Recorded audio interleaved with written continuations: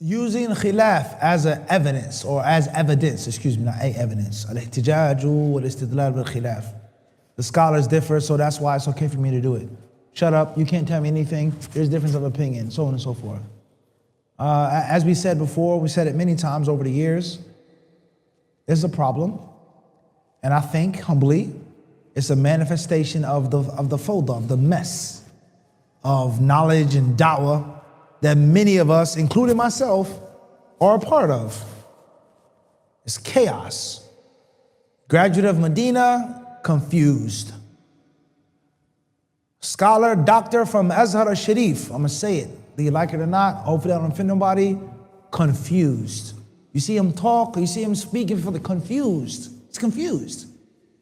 This lay person on the bus or the train, confused. And the worst part of confusion is not realizing. When kunta, if you know, in kunta la tadri fatilka musibatun. When kunta tadri fa musibatu a'zamu. You know that you don't know. That's even worse. But most people don't even know that they're confused. And they think that they got it. They think that they're understanding. They think that they're, revolutionary, visionary, and you're confused. You sit down, you talk about it, the facts, you're confused. So there's leader, scholar, layman, da'i, imam of a masjid, confused. There's a lot of confusion, unfortunately. So a manifestation of that is, what is proof and evidence in Islam?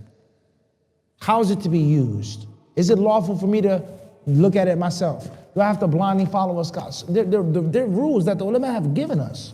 They've laid down these rules I'm either ignorant of. In my alim course or my Medina degree, I never was taught it. Nor did I go to the library and read about it myself, unfortunately. Or those rules and those dawabit and qawaid only pertain to one ta'ifa. This madhab or this sheikh, everybody agrees. When we differ, we go back to this one sheikh. All of the Salafis, we have to go back to one sheikh. What qaida is that? Where does that come from? And it only applies to you and your group. Anyone who differs with you, no. Your sheikh, he's ignorant. He doesn't know anything compared to our sheikh. Our sheikh is bigger. It's a problem.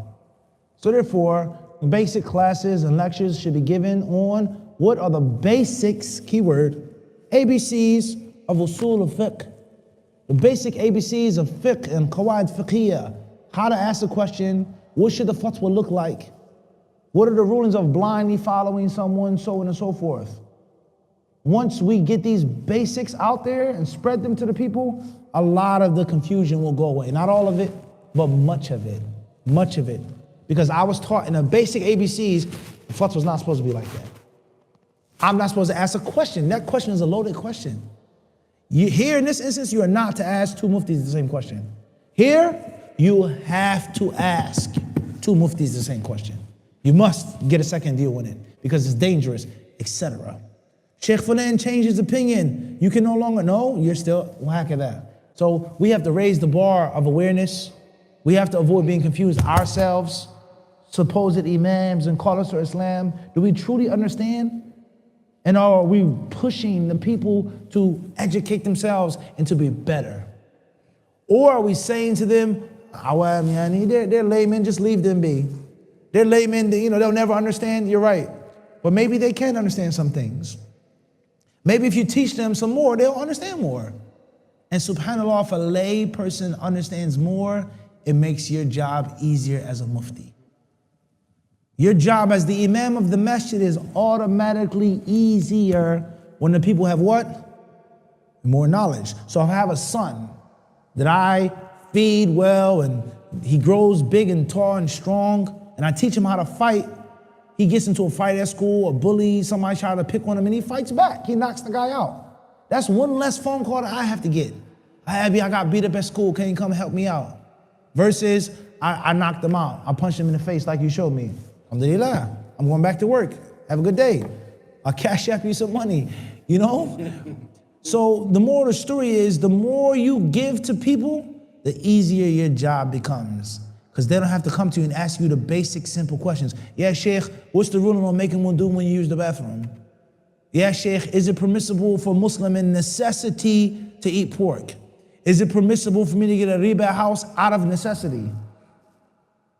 Certain questions you're supposed to know. You're supposed to what? You can always get advice, even if something is known. But the ruling, you're supposed to what? You're supposed to have been taught that. But the problem comes, what if I want the people to remain ignorant? What if I want the people to be dumb and stupid and to ask me the most basic, simple questions, because that furthers my control and power over them? So therefore, ala kullin, al-khilaf or al-ikhtilaf, whether they are or aren't synonymous, is a reality. It's mentioned in the Quran, it's mentioned in the Sunnah of the Prophet ﷺ.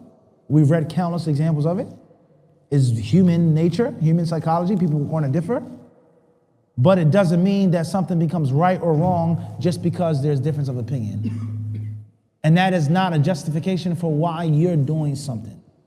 The most basic lesson you learn in school, you put some crayons on a radiator. You guys may be too young for this. Back in the day when I was in school, you had these big, gigantic elephant radiators that would hiss and make noise in the wintertime. You take the crayon and what? You sit it on the radiator and you make the colors.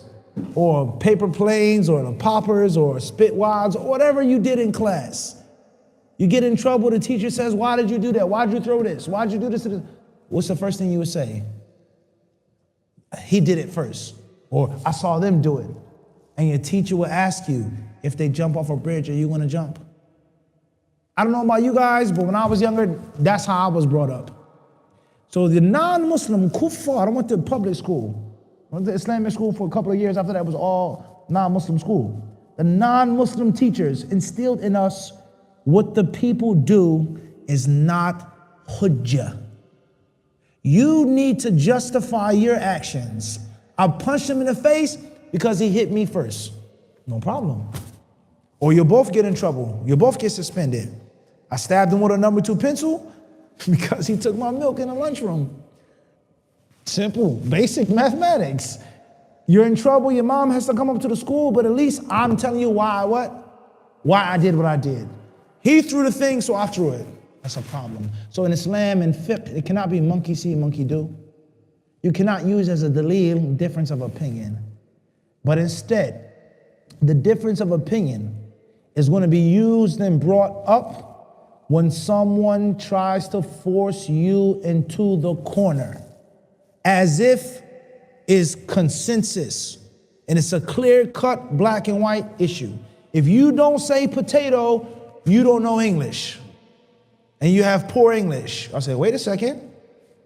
He clearly said potato. This is why. This is the pronunciation of it. In England, they say this.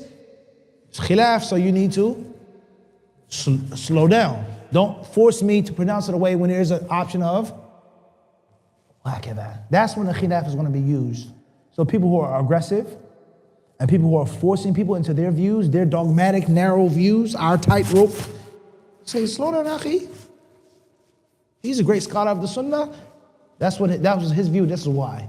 So that's when the khilaf is going to be brought up, not as a proof and a reason why I'm doing what I'm doing. If you died right now and Allah asked you, why did you do what you did? Or what are you going to say? سَمِعْتُ النَّاسَ يَقُولُونَ شَيْئًا. I heard the people saying something. فَقُلْتُ كَمَا قَالُوا. So I said what they said. That's what the Prophet ﷺ tells us. So there are rules, there are manners, and there's an etiquette of asking a question, answering a question, getting a fatwa, giving a fatwa, acting upon a fatwa. There are rules and there are manners. There's an etiquette of ijtihad. There is an etiquette of ittiba'. You following the dalil. And there is an etiquette of taqleed, of following someone without fanaticism. Following someone with proof versus following them blindly, etc. So these things we, the students of knowledge, have to be clear on. So what? Sahih. And we have to propagate these basic teachings to the masses. And stop talking about this and this one and that one and busying the people with nonsense. Busying the people with the same jargon. Actually educating the people unless we want the people to remain dumb and ignorant. Which obviously I do. Because the dumber you are, the more you're going to follow me.